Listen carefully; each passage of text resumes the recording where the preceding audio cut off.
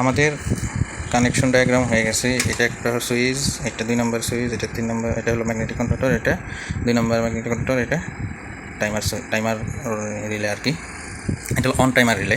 তো এখন আমরা এটার কার্যপদ্ধতি দেখাবো। আমরা আমাদের সার্কিট কমপ্লিট হয়ে গেছে। তো আমরা নর্মালি প্রথমে আমরা লাইন 1 যেটা প্রায়োরিটি আর কি, লাইন 1 আমরা অন করে দিলাম। দেখবেন সাথে সাথে ম্যাগনেটিক কন্ডাক্টর, এটা হলো ম্যাগনেটিক কন্ডাক্টর লাইন 1-এর, আর এই ম্যাগনেটিক কন্ডাক্টর হলো লাইন 2-এর। ধরেন এটা হলো পল্লী বিদ্যুৎ আর এটা হলো পিডিবি। এখন আমরা সুইচ দিই, দেখেন সাথে সাথে কিন্তু লাইন 1 এরকম কি হয়ে গেছে, আমাদের কন্ট্যাক্ট হয়ে গেছে। টেস্টার আমরা লাইট জ্বালিয়ে দেখাবো, লোড চালিয়ে দেখেন, ওই দেখুন টেস্টারে কিন্তু লাইট জ্বলছে, ঠিক আছে।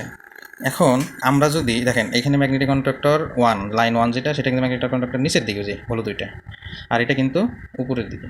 এখন আমরা লাইন 2-এর সুইচ দেবো, ঠিক আছে। দেখেন টাইমার রিলে এটার সাথে সংযোগ আছে, টাইমার রিলে অন হয়েছে, কিন্তু কি হচ্ছে না, এখনও ম্যাগনেটিক রিলে কি হচ্ছে না, ম্যাগনেটিক কন্ডাক্টর অন হচ্ছে না। যখনই আমি কি করব, এই লাইন 1-কে অফ করে দেবো, এই সাথে সাথে কি হলো, ম্যাগনেটিক কন্ডাক্টর যে 1 যেটা ছিল সেটা হলো কি হয়ে গেল, বন্ধ হয়ে গেল, আর ম্যাগনেটিক কন্ডাক্টর যে 1 নম্বরটা যেটা ছিল, 2 নম্বরটা যেটা ছিল সেটা অন হয়ে গেল। এখন যদি আবার লাইন 1-কে অন করে দেই, ও কি হবে না, অন হবে না।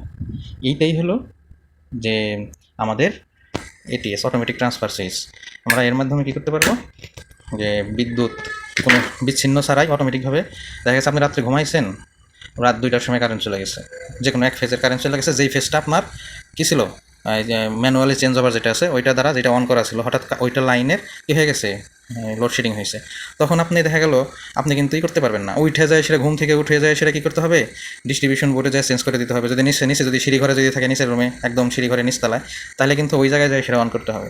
এটা মসজিদেও একই অবস্থা, যেমন নামাজে দাঁড়ায় গেছে, যে লাইনটা অন ছিল ওই লাইনটা চলে গেছে, তো মানুষ গরমের দিনে কী অবস্থা, তাহলে বুঝতে পারছেন, ঘামি অবস্থা কাহিল।